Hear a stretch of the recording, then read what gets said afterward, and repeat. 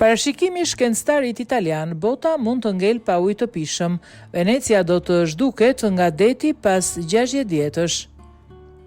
Andrea Rinaldo, shkencëtar italian që ka fituar çmimin prestigjioz Stockholm Water Prize, i njohur ndryshe Nobel i ujit, ka bërë një parashikim tronditës mbi të ardhmen e ujit të pishëm dhe fatin e Venecias. Ai thotë se ndryshimet klimatike janë të pandalshme dhe se do të sjellin përmbytje dhe thatësira gjithmonë dhe më të shpeshta.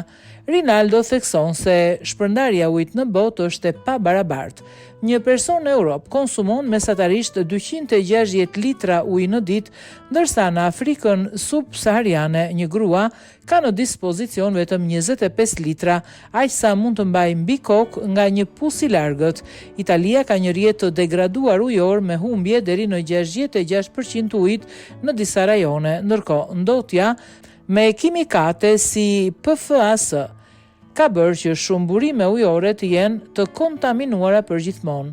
Sipas Rinaldos, njerëzimi nuk e kupton sa i rëndësishëm është ky problem. I pyetura do të vijojmë të kemi ujë për të pirë, ai nuk jep përgjigje të qartë, por thotë se skenarët janë njëri më i keq se tjetri. Sipas tij, njerëzimi po ecën me syt mbyllur dhe dritat fikur drejt një të ardhmeje të pasigurt, duke kujtuar përmbytjen katastrofike të Venecias në vitin 1966. Ai thekson se katastrofa të tilla do të ndodhin gjithmonë më shpesh. Ngrohja globale po ndryshon gjithçka në mënyrë shumë të shpejtë.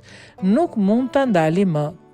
Sipas tij, për shkak të emetimit të gazeve serë dhe rritjes së temperaturave, ngjarjet ekstreme klimatike do të bëhen më të zakonshme.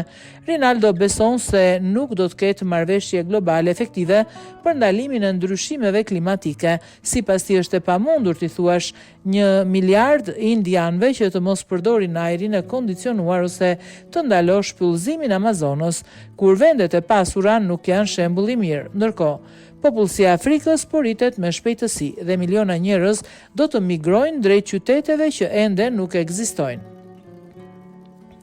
Sipas profesorit, quhet një plan Marshall për ujin me investime të mëdha për menaxhimin e burimeve ujore. Për shembull, duhet të krijohen zona ku lumenjt mund të dalin nga shtrati pa shkaktuar dëme katastrofike.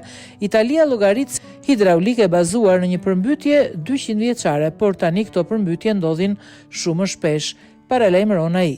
Parashikimet për Venecian janë alarmante. Brenda 60 vitesh, niveli i detit në Adriatik pritet të rritet me 70-80 cm, ndërkohë toka poshtë qytetit po fundoset.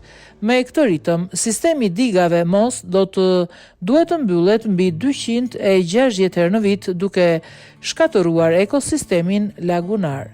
Sipas Rinaldos, Venecia nuk do të fundoset si Atlantida, por do të kalbet për shkak të depërtimit të ujit të kripur në themelet e ndërtesave.